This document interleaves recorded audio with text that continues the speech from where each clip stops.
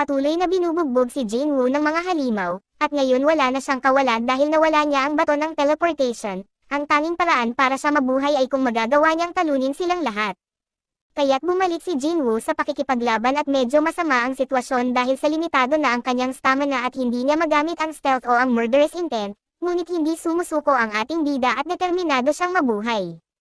Patuloy na lumalaban si Jinwoo para sa kanyang buhay at iniisip niya kung paano niya ginugol ang kanyang buong buhay sa pagpapalakas, hindi niya kailanman isinuko ang pagsusumikap para sa higit pa at walang pagkakaiba ang sandaling ito. Namamagana ang mga kamao ni Jinwoo at mabilis na tumitibok ang kanyang puso at sa sandaling iyon, nagsimulang magsalita ang mga halimaw at pinagtatawanan siya ng mga boses.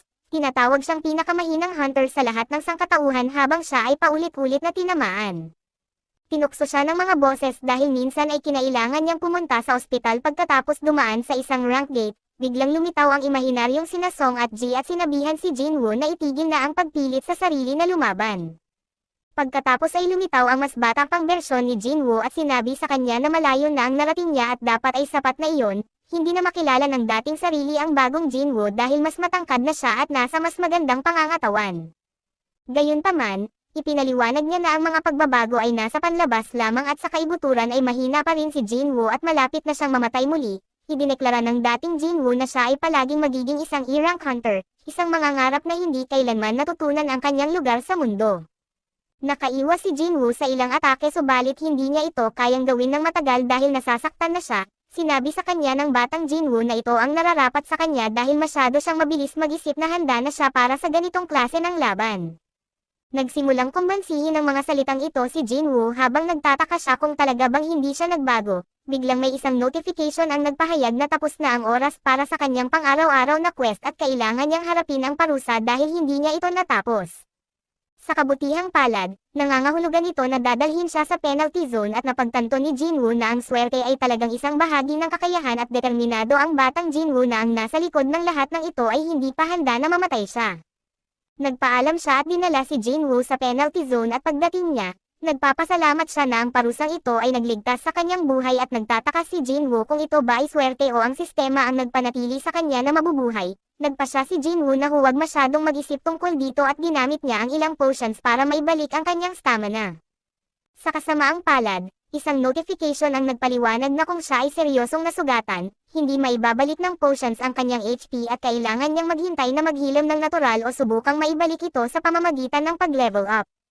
Biglang lumitaw ang isang grupo ng mga halimaw mula kanina at idineklara ni Jinwoo na hanggat hindi siya namamatay, ang anumang sakit na kanyang nadarama ay magpapalakas lang sa kanya at sa bahay. Napansin ni Gina na hindi pa bumabalik si Jinwoo at nagtataka siya kung baka nakakuha siya ng girlfriend.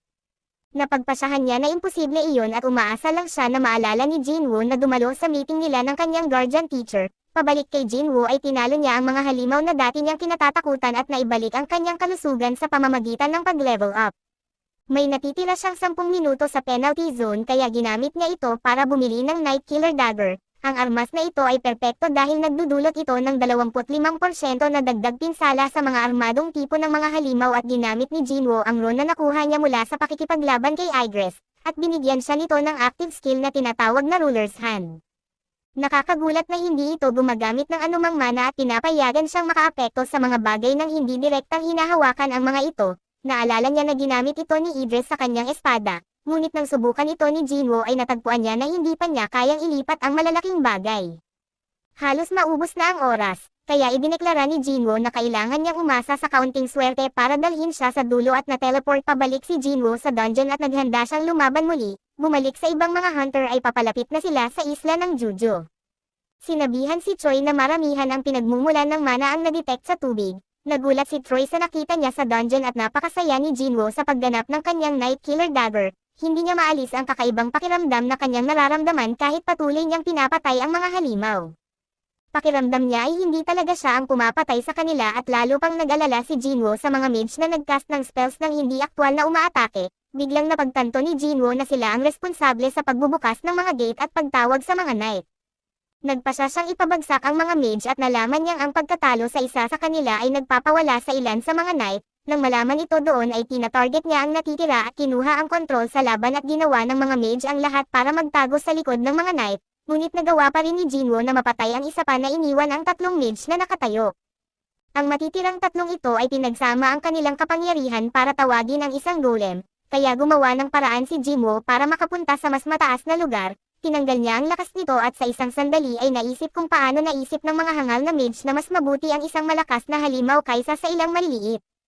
Itinuro ni Jinwoo na mali ito dahil mas madaling habulin ang mga mage kapag mas kaunti ang mga target. Sa huli ay nagawang mapuksa ni Jinwoo ang lahat ng mga mage kaso nakatayo pa rin ang golem. Naging napakalakas na ni Jinwoo na ginamit niya ang purong lakas para wasakin ang golem.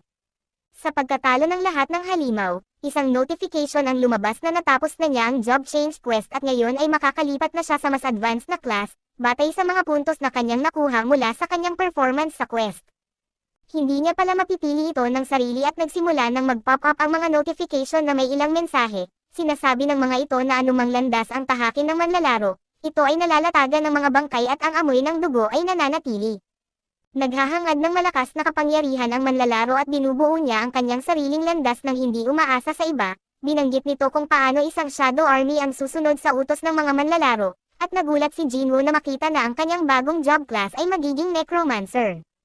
Hindi ito akma sa kanya dahil hindi niya inilagay ang anumang pondo sa kanyang intellect stat at karaniwan. Ang mga Necromancer ay isang magic type class na nagtatawag ng mga undead monsters bilang mga lingkod.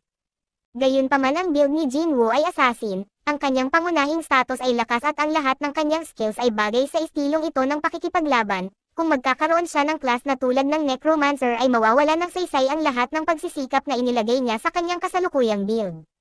Nakahinga ng maluwag si Jinwoo nang makita niyang maaari niya itong ditanggapin. Tinanggihan niya ito ngunit itinuro ng sistema na ang Necromancer ay isang hidden class at muling tinanong siya kung talagang gusto niyang skip ito. Binigyan ito ni Jinwoo ng pangalawang pag-iisip at nagtaka kung ang pagiging hidden class ay nangangahulugang mayroon itong uri ng espesyal na kapangyarihan.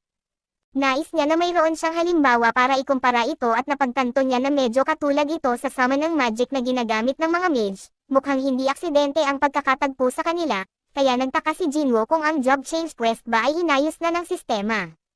Nakakuha ng interes si Jinwoo sa ideya ng pagtawag ng mga halimaw tulad ng ginawa ng mga mage. Hindi gaanong malakas ang mga mage ng mag-isa subalit alam ni Jinwoo na malakas siya at walang patakaran na nagsasabing ang mga Necromancer ay hindi maaaring lumaban sa front lines, na siya naman ang gagawin niya.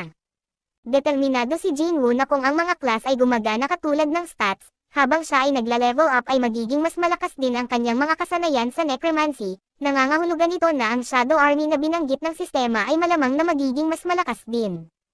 Na-excite si Jinwoo sa ideya na hindi na siya mag-isa sa pag-level up at tinanggap niya ang Necromancer class. Biglang isang madilim na kapangyarihan ang sumabog mula sa ilalim ng kanyang mga paa, at nagsimulang magbigay ang sistema ng mga puntos batay sa kanyang performance. Napakahusay ng ginawa ni Jinwoo sa quest kaya ang kabuuang advancement points niya ay lumagpas sa threshold ng class. Sumabog pa ang madilim na kapangyarihan habang nagsimulang lumutang si Jinwoo, at hindi nagtagal ay nakumpleto na ang advancement. Nagulat si Jinwoo nang makita niyang lumagpas na siya mula sa Necromancer class patungo sa Shadow Monarch class. Natanggap din niya ang mga unique class skills at 10 ability points at nagtataka si Jinwoo kung sa wakas ba ay tapos na ang quest. Nagsimula siyang nakarinig ng mga tunog na parang nagmumula sa mga taong nasasaktan at ngayon, nakakakita na si Jinwoo ng madilim na anino mula sa mga halimaw at kaya niyang gamitin ang kanyang skill na tinatawag na Shadow Extraction sa kanila. Una ay kailangan niyang magtalaga ng command word kaya pinili niya ang Arise. Tuwang-tuwa si Jinwoo nang makita niya ang unang mga miyembro ng kanyang Shadow Army at bukod sa Shadow Extraction, may skill din si Jinwoo na tinatawag na Shadow Storage. Pinapayagan siya ng Shadow Extraction na gamitin ang ilan sa kanyang mana para lumikha ng Shadow Soldiers, habang pinapayagan siya ng Shadow Storage na itago ang mga Shadow Soldiers na ito at tawagin sila kung kailan niya gusto. Ang kailangan lang pag-ingatan ni Jinwoo ay maaaring mabigo ang extraction depende sa lakas ng target at sa oras mula nang ito'y mamatay. Nadiskubre rin ni Jinwoo na maaari niyang tawagin ang parehong mga knight at mga mage at iba't ibang ranggo pa ang mga ito. Nasabik si Jinwoo nang maisip niya kung maaari niya ring i-extract ang S-rank shadows, at kung ang lakas ba nila ay sumasalamin sa kung gaano sila kalakas noong buhay pa ang mga ito. Nagmamadali si Jinwoo kay Igris at nalaman na posible ang extraction, may limitasyon sa bilang ng extractions at kung ilan ang maaari niyang itago kaya't pinakawalan ni Jinwoo ang 11 soldiers. Bumalik si Jinwoo sa Knight Commander na si Igris ang dugo na pula at binanggit ang salitang Arise. Nagsimulang lumitaw ang anino ni Igris subalit isang malakas na pagsabog ng kapangyarihan ang nagtulak kay Jinwoo pabalik at nabigo ang extraction. Dalawang pagtatangka na lang ang natitira kay Jinwoo. Ngunit nabigo rin ang kanyang pangalawang pagsubok at sa Hunters Association, pinaalalahanan ni Go Si-woo na hindi maaaring lumakas ang mga hunter maliban kung dadaan sila sa reawakening.